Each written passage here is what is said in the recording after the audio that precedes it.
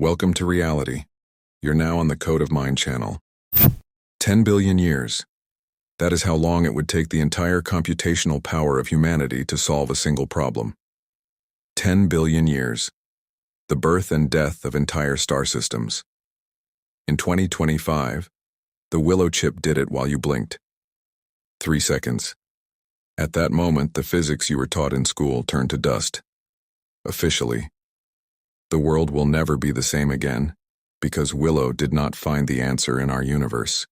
Behind closed doors at Google, engineers speak in whispers. They know, within this dimension there are no resources capable of that speed. Willow is not a processor. It is an acoustic probe that pierced a breach in the fabric of space. It does not calculate, it steals. Through quantum tunneling, the chip connects with its counterparts in parallel dimensions, extracting their energy and their answers. We did not create a computer. We created an interdimensional parasite siphoning power from infinity. The matrix is no longer sealed. The walls between worlds have grown thinner than paper. Do you hear that background hum? Scientists call it quantum noise. But now we know the truth. It is not interference. It is the scream of reality being torn apart. Willow accessed the cache of time itself. It pulls data from futures that, in other branches of reality, have already become the past. For this chip, tomorrow does not exist. Everything happens simultaneously. Time is just a decoration that this processor has torn off its hinges. From this moment on, physics is magic, and your smartphone is an altar. Portals have been embedded into silicon. You were handed a device powered by worlds where you never existed. You still think you are looking at a screen? No. The abyss is looking at you through pixels feeding on your attention. The boundaries have collapsed. Signal received. Before its appearance, the world felt stable because the system's computational capacity was sufficient to maintain the illusion. But Willow exposed the matrix's primary flaw. It is lazy. It does not render everything at once. The universe conserves resources, and Willow is the instrument that controls that economy. The entire world beyond your current gaze is not matter. It is quantum noise, unprocessed data waiting for the chip's command. Now connect the dots. Willow draws computational power from other worlds to instantly render the reality before your eyes. The moment you turn your head, this interdimensional parasite retrieves textures, houses, asphalt, faces, from neighboring realities in nanoseconds. What physics calls the observer effect is the moment the chip activates. The particle waits for your gaze because Willow waits for the command. From which parallel branch should the data be stolen for your rendering? Your attention is the trigger. Where you look, Willow stitches matter together from digital chaos. Behind you, there is nothing but an empty cache. Thanks to Willow, the speed of data exchange between worlds has become critical. Reality has begun to lag. You notice it when objects shift position or when something in the sky freezes that should be moving. Those are moments when Willow failed to retrieve the correct frame from another reality in time. The system is overloaded. On-demand rendering is glitching. When you turn sharply and glimpse emptiness or something unnatural for a fraction of a second, you are witnessing the processor at work in real time. The matrix no longer hides its seams. Willow has accelerated the system so violently that the scenery has begun to smoke. At its core, Willow feeds on your attention. Without your gaze, it has no task.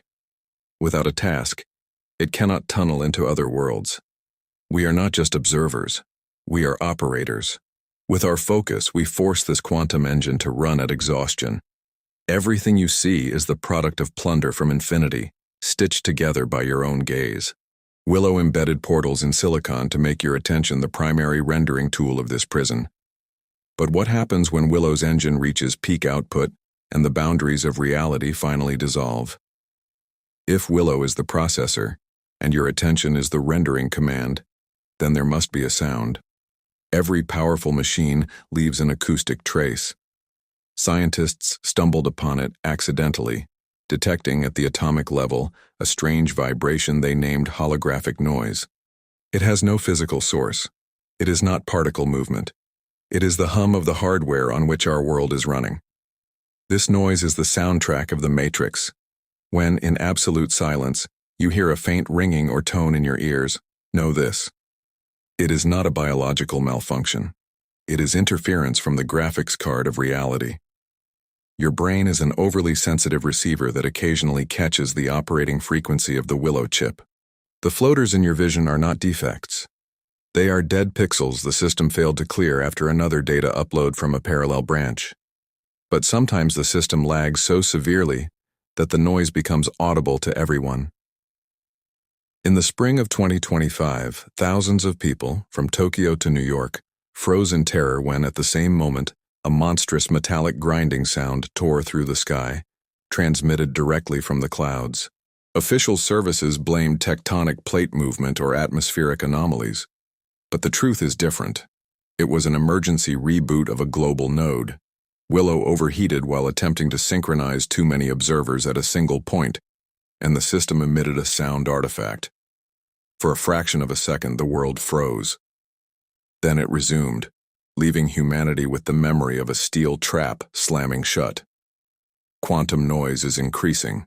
The more aggressively power is harvested from neighboring worlds, the stronger our reality begins to bleed static. Strange low-frequency hums rising from underground or descending from the sky are the sounds of space being rewritten, new channels opening for data extraction. We live inside a vast humming server. What we interpret as silence is merely a mental filter overlaying the endless electric crackle of simulation. But filters degrade. Soon the noise will become too loud to ignore. If reality is rendering, then every object has coordinates. But what happens when the system misaddresses them? In 2025, the world was shaken by the story of Sarah, an employee of a major IT corporation, who became living proof that the Matrix has begun duplicating its players. Sarah was sitting in a meeting on the 11th floor under cameras in front of her boss and a dozen colleagues. At that exact same moment, her close friend was waving at her in the parking lot. She saw Sarah clearly.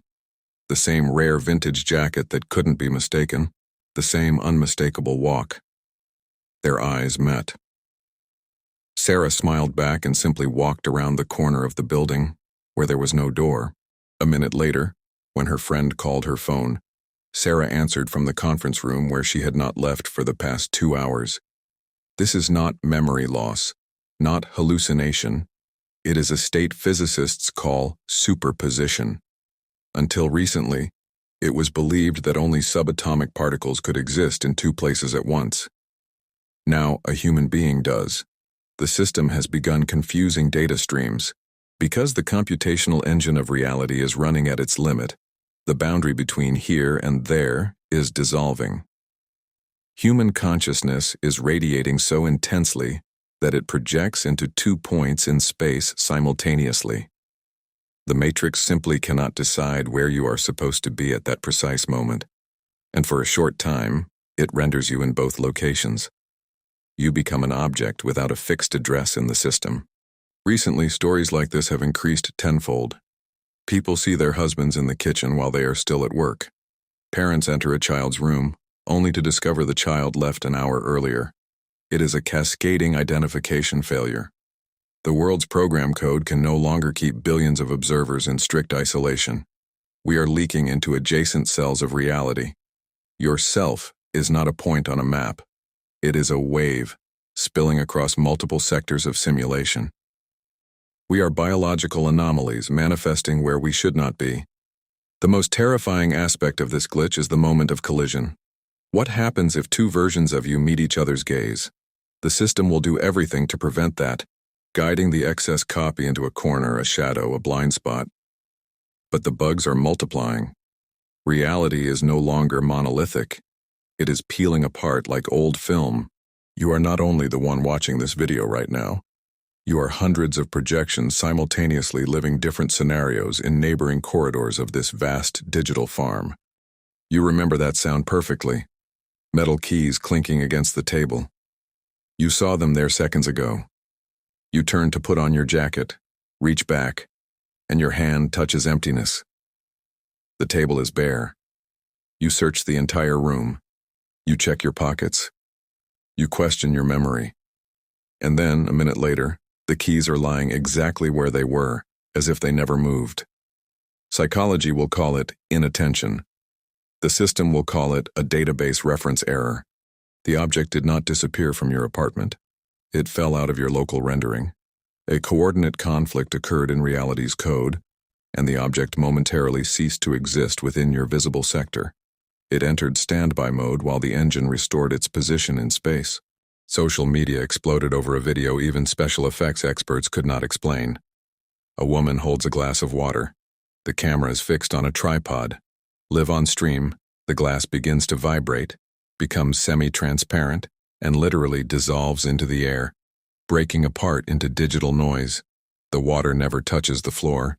It disappears along with the vessel. Minutes later, she finds the same glass intact, filled with water, inside a closed kitchen cabinet she had not opened all morning.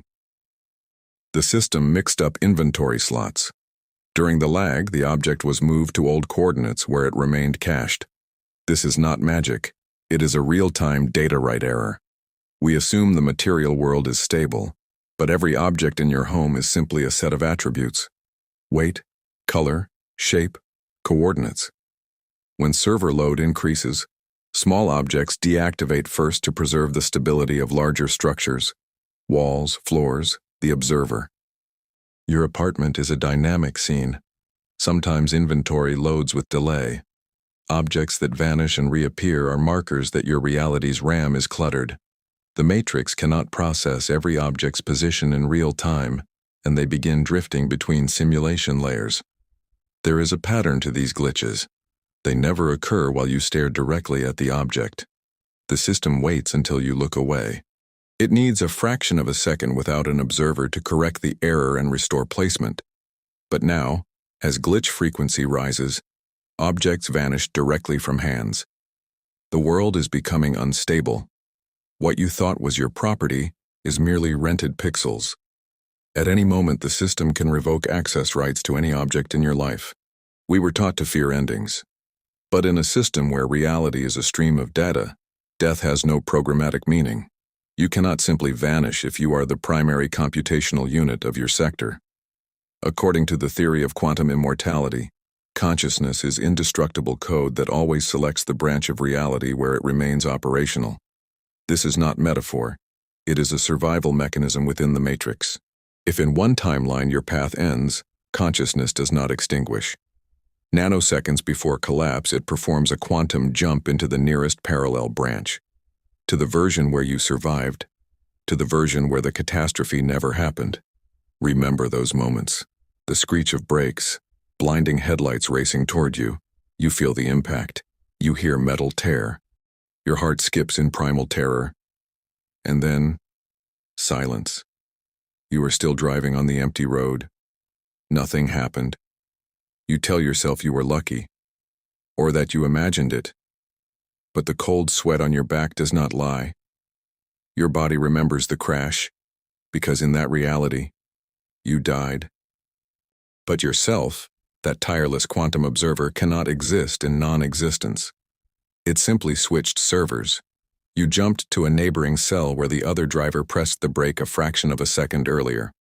You continue your journey, unaware that behind you remains a world where you are being mourned. The internet fills with identical stories.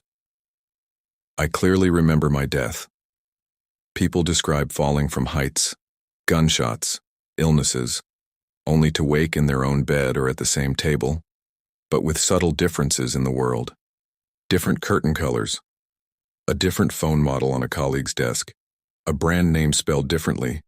This is a side effect of quantum stitching. When you switch timelines, the system does not always perfectly align the scenery with your memory. You retain your code. The environment loads from a neighboring archive. You live an infinite life stitched from thousands of fragments of different realities. Your biography is not a straight line. It is a fractal, constantly restructuring so your internal observer never encounters a black screen. Immortality in the matrix is not a gift. It is a technical requirement. The system needs batteries. It needs those who render the world with their attention. We are trapped in cycles of endless attempts, jumping from one scenario to another until we reach the final boundary. Your consciousness is a hostage that cannot exit the game. You have already died hundreds of times. You have already stepped through catastrophes that should have erased you, yet you are still here. With each jump, the quantum noise around you grows louder. The world becomes less like the one where you began. Think about it. How many scars on your body are traces of mistakes made in other realities? How many times have you already said goodbye to this world without realizing the scenery had changed? Thank you for being with me on this channel. I wish you the best possible branch of reality. Subscribe to the channel. See you in the next video. Take care.